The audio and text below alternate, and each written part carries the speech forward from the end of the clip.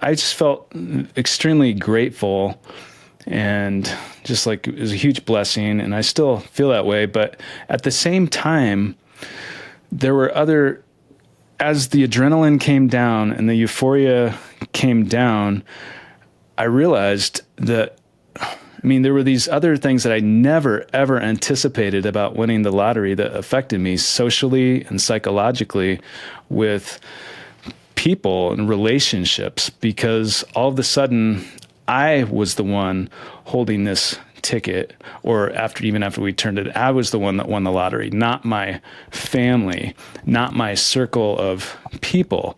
And so I felt like an outlier, and which on the surface, it's not a bad thing. It's a problem a lot of people would like to have, but I just really felt kind of on an island because no one else had gone through it. No one else could do the things that I wanted to do financially. Like if I wanted to go on a vacation, then I had to pay for other people. If I wanted to go to a nice restaurant, I felt as if I had to pay for other people.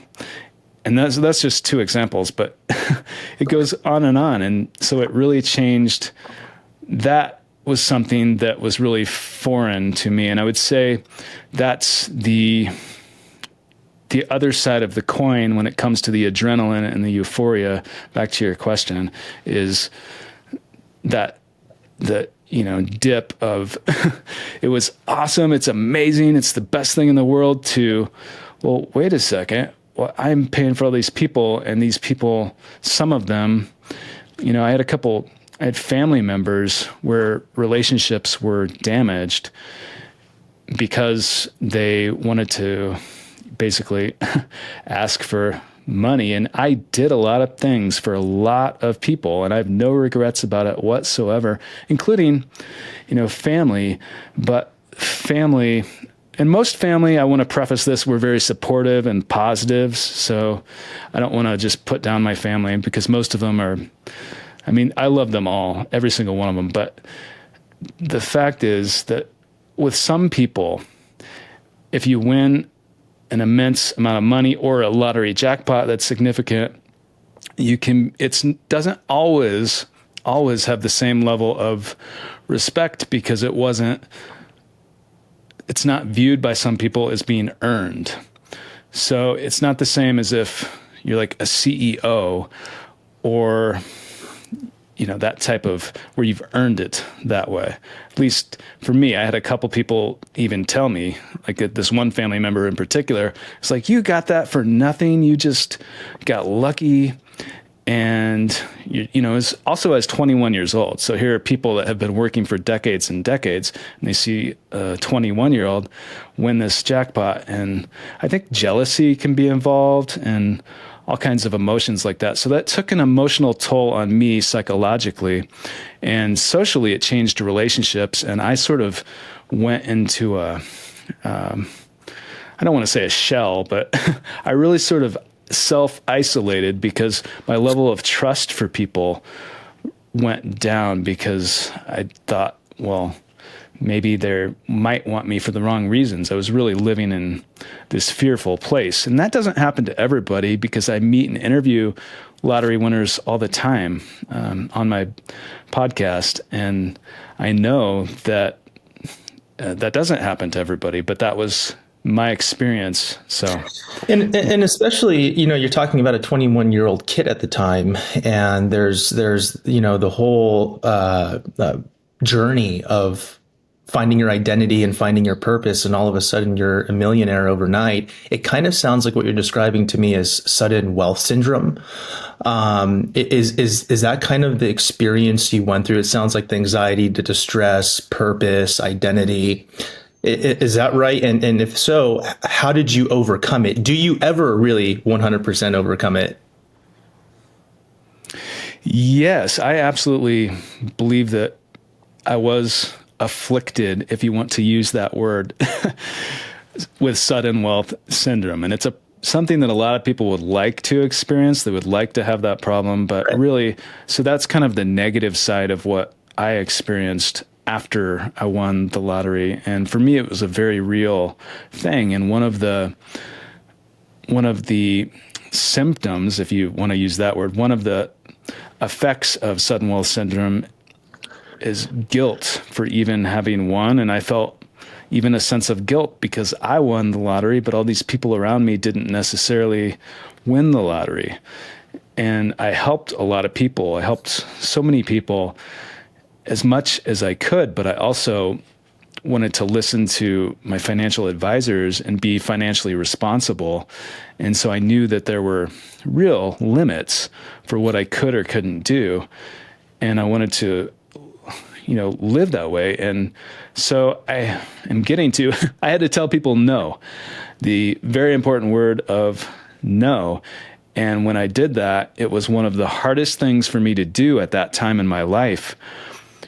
And I really felt this sort of guilt even for having won at some points, because I had these relationships that were really damaged and ruined because not everyone understood where I was coming from. But I also wanted to be financially responsible, especially because I was 21 years old. I don't want to go out and, that's a young age. You still have a lot of years left, most likely. So, Right. yeah.